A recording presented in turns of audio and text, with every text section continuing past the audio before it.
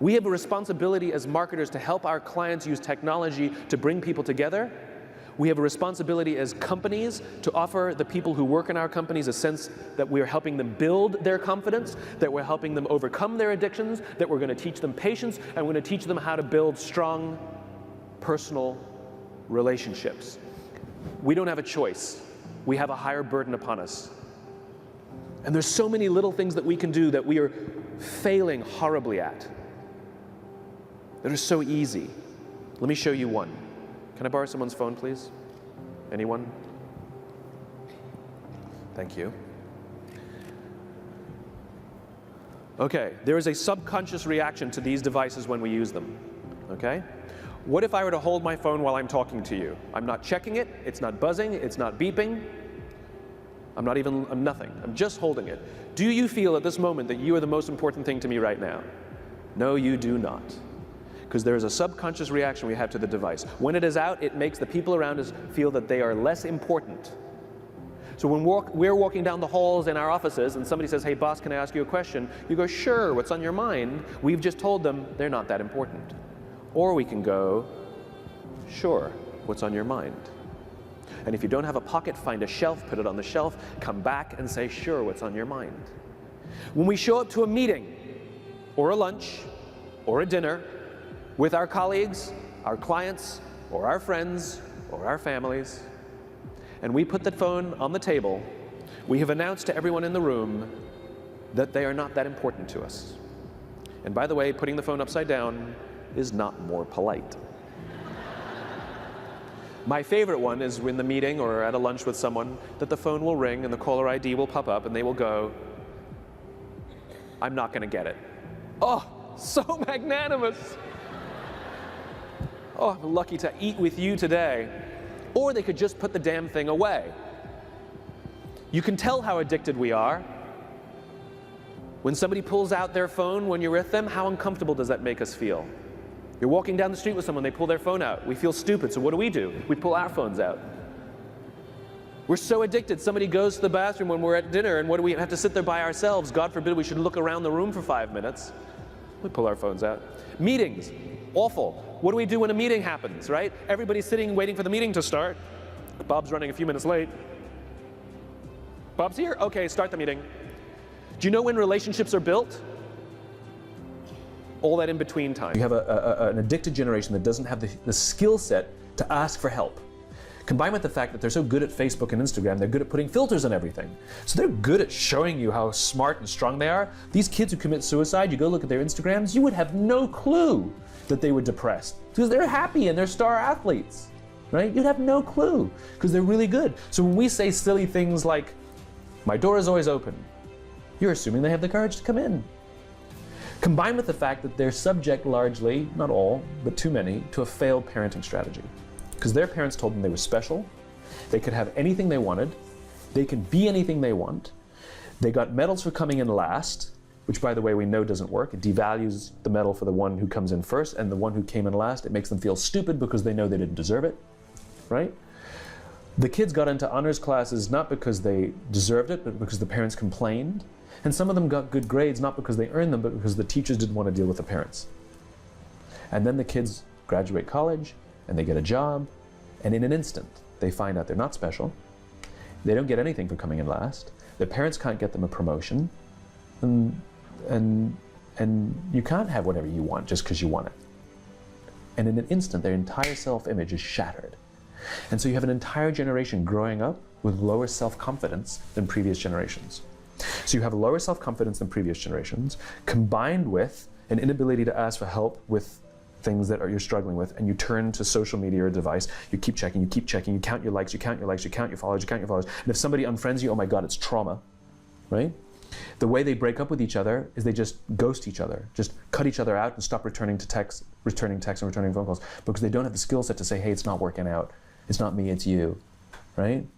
There's no closure on things, right? Combined with the fact there's an institutionalized impatience. So they've grown up in a world of instant gratification. And so the problem is, they're accused of being entitled. I don't think they're entitled at all. Not at all. I think they're impatient. I keep meeting these fantastic, smart, driven, ambitious, idealistic, fantastic kids who graduated school, they got a job, they want to make an impact in the world, and I go up to them and say, how's it going? And they say, I think I'm going to quit. I'm like, why? They're like, I'm not making an impact. I'm like, you've been here 8 months. And it's as if they see the summit of a mountain. As if they're standing at the foot of a mountain, they can see the summit, they can see the thing they want. I want to make an impact. What they don't see is the mountain.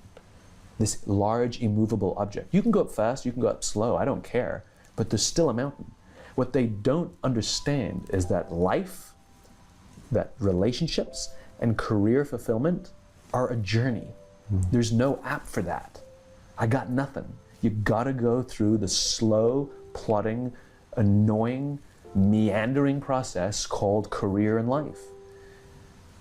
But if they don't get it in 8 months, they go look for it somewhere else. They don't get it, they go look for it somewhere. It's impatience.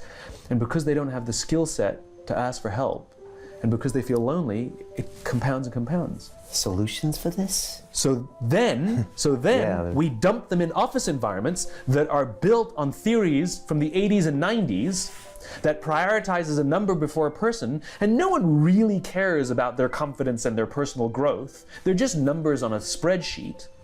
And so they enter work cultures that don't help them. And the problem is they're entering the workforce at a deficit. I hear from kids, they tell me that they struggle to form deep, meaningful relationships, and the companies don't care. And so it's destructive to them as individuals, but ultimately it'll hurt the companies because more and more millennials are entering the workforce. I believe, to your point about solution, that now the responsibility on companies is even greater than it's ever been before to take care of its people. Because if the environments in which we're asking our youngest workers to work in isn't built to help them, I can't even imagine what the suicide and homicide and just the rates of depression, and accidental deaths due to overdose are going to look like in the future. It's going to reach epidemic proportions. It's already, the statistics are already alarming, and yet nobody's sounding any alarm bells. Parents have to intervene. We have to stop giving our kids free access to social media and phones at young ages. They are not ready for it. Their minds cannot cope with the dopamine. Balance is fine. You can give a kid a phone, but they can't use it in their bedroom. They can't have it at the dinner table. They can't take it to school. They can only have it up to a certain hour, and you take it away. They're children. You can take the phone away. We've got to intervene as parents. But as companies, we now have to deal with the influx of kids that are coming into our companies with addiction. Watch, I see it all the time. Walk through any office. You'll see the older employees have their phones on the sides of their computers as they're working. You'll see the youngest employees have their phones face up in front of their keyboards between their arms as they're working. And this is how they work.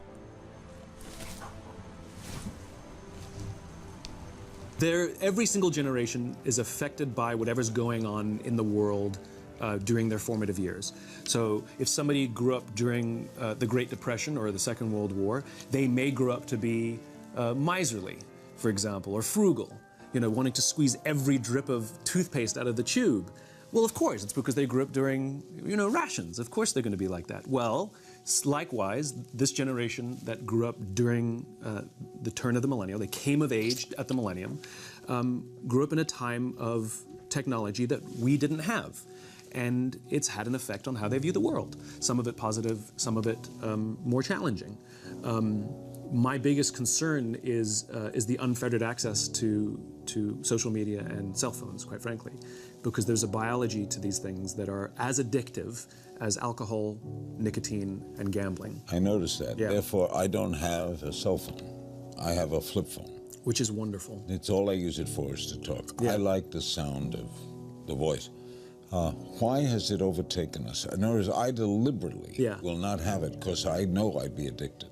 It's about balance. It's not that they're inherently bad, and it's not that texting or social media is inherently bad, but it's when it gets out of balance.